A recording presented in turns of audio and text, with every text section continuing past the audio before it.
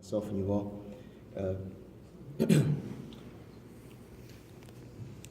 Allah subhanahu wa ta'ala holds us accountable for choices that we make.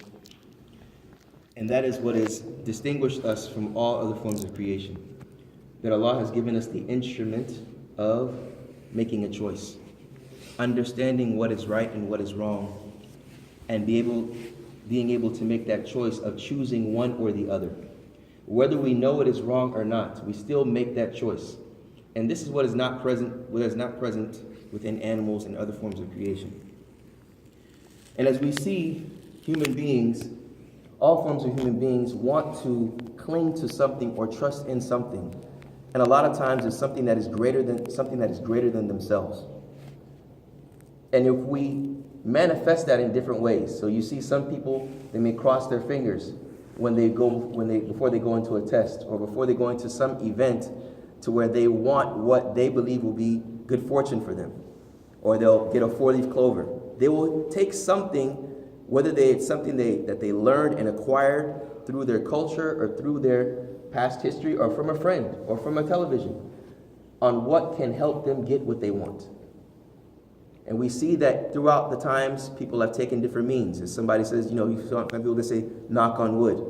Or if they don't know, they make a choice and they walk out of their home and they walk under a ladder, that's a sign of bad luck. That you shouldn't proceed on with the choice with the decision that you have made. Or if a black cat crosses in front of them, what does that show? It's bad luck, right? There was even one time there was a brother, he was sweeping in his friend's house, and he swept over his friend's foot. His friend grabbed the broom harshly and said, stop, stop. And he had to spit on the broom, and the guy said, why are you doing that? He said, I have to cast away the bad spirits. But we see in Islam, when someone makes the choice to embrace Islam, or someone makes the choice to learn about their purpose of life, to learn about their Creator, Allah subhanahu wa ta'ala distinguishes or relinquishes all of these false means of relying and trusting on other than Him, or in a manifestation of trusting on something greater than themselves. And we go straight to Allah subhanahu wa ta'ala, the exalted. We go straight to Him. And that is why, subhanAllah, whatever Allah subhanahu wa ta'ala gives us, we should understand that it's something that's better for us in this life and in the next. Because a lot of people will cross their fingers, knock on wood, not walk under a ladder. They see the black cat, they go hysterical. Even during the times, before the time of the Prophet ﷺ, if a bird would fly one way, they thought it was a bad omen. And if it flew another way, it was a good omen. Okay, we see this was present. But all of this is batil. All of this is not acknowledged by the Sharia of Islam. When one wants to make a choice, there's been something that has been legislated in the deen of Islam. From the Prophet ﷺ, it's a hadith in Bukhari, narrated by Jabir ibn Abdullah radiallahu anhuma. The Prophet ﷺ said, إِذَا هَمَ أَحَدُكُمْ إِلَىٰ أَمْرٍ فَلْيَقْرَأْ رَكَعَتَيْنِ مِنْ غَيْرِ الْفَرِيضَةِ ثُمَّ يَقُولُ. The Prophet ﷺ, he said, if one of you has an inclination to do something, then he or she should pray 2 rak'ats min ghayri faridah, from other than the obligatory prayers, and then say. And what he mentioned is what is called Salatul Istikhara. Salat al-Istikhara. And that is the prayer of choosing the best thing or requesting the best thing. As we know, we say istighfar, istikbar. The sound, that means it is something that you are requesting what is mentioned after. So istighfar, you're requesting what? Forgiveness. Ghufran from Allah subhanahu wa ta'ala. Istikbar, you're requesting to be what? Kabir, you are arrogant. You're requesting to be bigger than what you are. And that is termed as arrogance. So istikhara, you are choosing between 2 good things, or the better of the 2. Now Salat al-Istikhara, there are some rules that are tied with it. From Salat al-Istikhara, we don't make Salat al-Istikhara, okay, should I drink water or should I drink liquor? Right? Should I pray or not? You don't ask Allah to choose between the halal and the haram. You ask Allah to choose between 2 things that are mubah, that are permissible, or 2 things that are recommended. So one doesn't ask Allah subhanahu wa ta'ala if they have the financial means and the physical means to make hajj and the time. They don't ask, make istikhara, oh Allah, should I make hajj or not? You should make hajj. Because it is a what? It is a rukn of Islam. It's a pillar of Islam. To where if you are physical and financially able to do it, it's obligatory, it's fard ayn upon you. We don't ask God, Allah subhanahu wa ta'ala, should I pay zakat this year? If we're financially able, because it's already obligatory upon you. Is there a certain time for Salat al-Istikhara? The answer is there's no specific time for Salat al-Istikhara. Can one make it in a sunnah prayer? For instance, they're praying the sunnah of Maghrib, the two rak'ats before Maghrib. Can they make the niyyah, the intention of istikhara, and that? Yes, you can, with the condition that you have intended to do it before you embarked upon the prayer, before you started the prayer. One beautiful thing about Salat al-Istikhara is that some of the scholars have mentioned that the prayer comes before it to show the greatness of that dua, the greatness of this prayer to Allah subhanahu wa ta'ala, because you're choosing between two good things. And remember, these two good things are things that are good for you in this life and the next. And you're asking help from Allah. And that is one of the beautiful manifestations of Tawheed, beautiful manifestations of spirituality towards your Maker. Because the decision that you're making in this life, you're turning back to the one that created life to help you in this life, and the thing that you do will assist you and bless you in the next. So the dua is as follows. The Prophet ﷺ, when he mentioned that hadith, he said, فَلْيَقُلْ اللَّهُمَّ أَسْتَخِيرُكَ بِعِلْمِكَ وَاسْتَقْدِرُكَ بِقُدْرَتِكَ وَأَسْأَلُكَ مِنْ فَضْلِكَ الْعَظِيمِ. He said, the Prophet ﷺ said, اللَّهُمَّ أَسْتَخِيرُكَ بِعِلْمِكَ. Oh Allah, I am seeking your help, or the good, from your knowledge. Okay? وَأَسْتَقْدِرُكَ بِقُدْرَتِكَ. Where I am asking from your ability. From your ability. وَأَسْأَلُكَ مِنْ فَضْلِكَ الْعَظِيمِ. And I am asking from your great virtue. Let's talk about these three quickly. Verily, the Prophet ﷺ, he said, I am asking from the good, from your knowledge. The knowledge of Allah subhanahu wa ta'ala, He knows what was, what is, what will be, and what hasn't been. And if what hasn't been was to be, how it would happen. So when you do something, you're asking from the one who has knowledge of every single thing. Why ask from anyone else? This is where one should look at their spirituality when it comes to the tangible things of this life. Are we always going back to the one that we cannot see, cannot touch, cannot hear, but we can feel His presence? Going back to our Creator in everything that we do. So you're asking from His knowledge. وَأَسْتَقْدِرُكَ بِقُدْرَتِكَ. And I am asking from your ability. The qudra, the ability of Allah subhanahu wa ta'ala, is greater than anything that we can imagine, and that which we can't even fathom. So when we ask from the ability of Allah subhanahu wa ta'ala, we know that He is capable of all things. In result, we should not be moved or fazed or amazed to the degree to where we rely on things that we see, whether it is good or evil. We cannot say that this is the end of my situation. There is no way that what I wish for can happen. There is no way that what I wish for can happen. I see that there's a candidate that is much more qualified than me, but they told me to still apply. I'm not going to pray istikhara because that person is much more qualified than me. No, Allah subhanahu wa ta'ala knows. And Allah has the ability to change the hearts of the people. To change the hearts of the people. You do not know what will happen in the next 5 minutes. How can you determine what's going to happen in the next day or the next hour? So you ask from Allah subhanahu wa ta'ala's knowledge, because His knowledge is greater than any other knowledge. And notice how the Prophet ﷺ aligned or put together ability and knowledge. Because one person may have the ability but may not have the knowledge. And someone may have the knowledge but may not have the ability. So you ask Allah subhanahu wa ta'ala for both.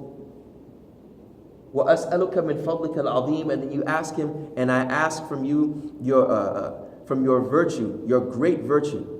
You're asking from the fadl of Allah subhanahu wa ta'ala to make your action virtuous.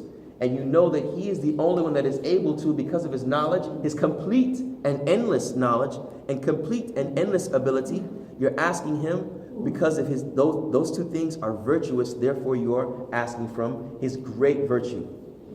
And later in the dua, after that, we say, فَإِنَّكَ تَقْدِرُ وَلَا أَقْدِرُ وَتَعْلَمْ وَلَا أَعْلَمْ. I ask you from these two things, from your ability and your knowledge and your great virtue. Why? Because you are able to and I am not. And you know and I don't. What are you doing? You are acknowledging His greatness again. Just as if you were to ask someone a favor, you mention their great virtues and you ask him. Just like the chapter of Al-Fatiha. We mention his great names and attributes and we ask him. So we ask Allah subhanahu wa ta'ala because he knows and we don't. And we see this was a response of Isa alayhi salam in the end of chapter of Al-Ma'idah. The end of the last page of Al-Ma'idah. So the Prophet sallallahu alayhi wa sallam continues to say, فَإِنَّكَ تَقْدِرُ وَتَعْلَمُ وَلَا أَعْلَمُ وَأَنْتَ عَلَّامُ الْغُيُوبِ, and you are the knower of the unseen. You are the knower of the unseen. You know the unseen. When we say the unseen, that means things that we cannot understand, things that we don't know. Things that we don't know. What will happen in the future. So you are confirming that. And just think about it from a psychological and spiritual perspective. When you say that, it is preparing you to increase your iman and preparing you and thinking about the thing that you are asking for, which will make you say to yourself, I know the one that I'm asking will be able to help me in this. You are recalling his ability. You're recalling his knowledge. And when you do that, that should enhance your love and fear and hope. Love in him because of who he is and his ability. Fear in his punishment. And fear of making the wrong choice. And hope in his mercy and whatever you do does not cause you any harm. So he says, فَإِنَّكَ تَقْدِرُ وَلَا تَقْدِرُ وَتَعْلَمُ وَلَا أَعْلَمُ وَأَنْتَ عَلَامُ الْغُيُوبِ اللهم إن كنت تعلم أن هذا الأمر خير لي. Allah, oh Allah, if you know that this situation or this affair is good for me, في ديني ومعاشي وعاقبة أمري. So listen what he says here. Allah, if you know that this situation, and that you mentioned whatever it is good for me in my religion and in my daily life, and in my last situation or the end of my life, until the end of my span of life. So the first thing he says, what? If you know that this situation is good for me in my what? My deen. Because the most important affair that the Muslims should be concerned with is their religion. What does that mean? That everything you do should trickle down from this initial concern. Whatever you do in your life, think about the ultimate choices that you make. Do you say, well, this has nothing to do with my religion? This is where we have to review our actions, review what we take as a priority, review what we take as what we consider important in our lives. Because everything we do, if the intention is there, has something to do with our religion. And everything we do, if the intention is not there, may have something to do with our religion. Just as if someone prays and their intention is not there, it has something to do with your religion. How? Because you pray for reward, but if your intention for reward from Allah subhanahu wa ta'ala is not there, you will not receive that reward. Therefore, your iman may not increase because you're thinking about something else. When applying for a job, when applying for school, when applying for a course, when choosing a car to drive, someone to marry, all of this is a manifestation of worship of Allah if their intention is there. So in this dua, the Prophet ﷺ continues to say, in my religion, and in my dunya. So the dunya is, if this affair is good for me in my religion, and giving examples or specifications or more specific in my life, in my daily life. If it is good for me in my daily life. Then he says, وَعَاقِبَةَ أَمْرِي, and from the end of my lifespan, the end of my affair. Because we may like something in the beginning and it may be good for us when we first embark upon it. But at the end, it may be something that is evil. It may be something that may cause us depression. And remember, it's about perception. What we may perceive as bad in the end of the day is really good. And the only one that knows that ultimately is what? Alamul Ghuyub, is the one that knows the unseen. And this is why it is mentioned at the beginning of the dua. So we see Allah, the Prophet ﷺ said, in my deen, and in my way, in my life, and in the end of my affair. So if you know that this is good for my deen and my life and the end of my affair, then what does he say? فَقْدِرْهُ لِي وَيَسِّرْ لِي فِيهِ. So make this affair, allow me to do this, give me the ability to do this, and make it easy upon me. Because we may do something and embark upon something, and it may be what? It may be difficult. And that difficulty may make us lose hope, may make us give up. Right? And that can go back to perception also. Something that everyone may see is difficult for you, you say, Alhamdulillah, this is easy for me. I'm pleased with the situation that I'm in. It gives you hope and it gives you a good attitude. And it makes you optimistic. And that is what the Prophet ﷺ said, يُعْجِبْنِي الْفَأْلُ. He said, optimism amazes me. I love optimism. The glass is always half full. It's not half empty. So when Allah subhanahu wa ta'ala makes something easy upon you, it does not necessitate taking that thing that you may feel is a trial or tribulation, taking that job away from you. No, He may change your attitude towards the job. As they say, what the attitude is, we cannot change what happens outside of us, but we can change what happens within us. What is your outlook on life? What is your outlook on that specific thing? So taysir, Allah making things easy, could be your perception of what you may think is hard. That thing in actuality is not actually hard, but your perception of it is difficult. So the Prophet ﷺ said, وَيَسِّرْ لِي فِي وَبَارِكْ لِي فِي, and place in it blessings. And blessings is making kathir out of qaleel. What you may think is little, Allah subhanahu wa ta'ala can make it greater. And then he ends by saying, وَإِن كُنْتَ تَعْلَمْ أَنَّ هَذَا الْأَمْرَ شَرٌّ لِي. If you know from your knowledge that this thing that I am thinking of making a choice between is not good for me or evil for me, in my what? In my deen, wa ma'ashi, and in my life, in my living, wa aqibata amri, again. And in the end of my affair, the end of my life, or the end of this action, right? If you know that it is not good for me, فَاصْرِفْهُ عَنِّي وَاصْرِفْنِي عَنْهُ. And this is beautiful. Then divert that thing or cast that thing away from me and cast me away from it. The best example with this, brothers and sisters, is marriage. Okay?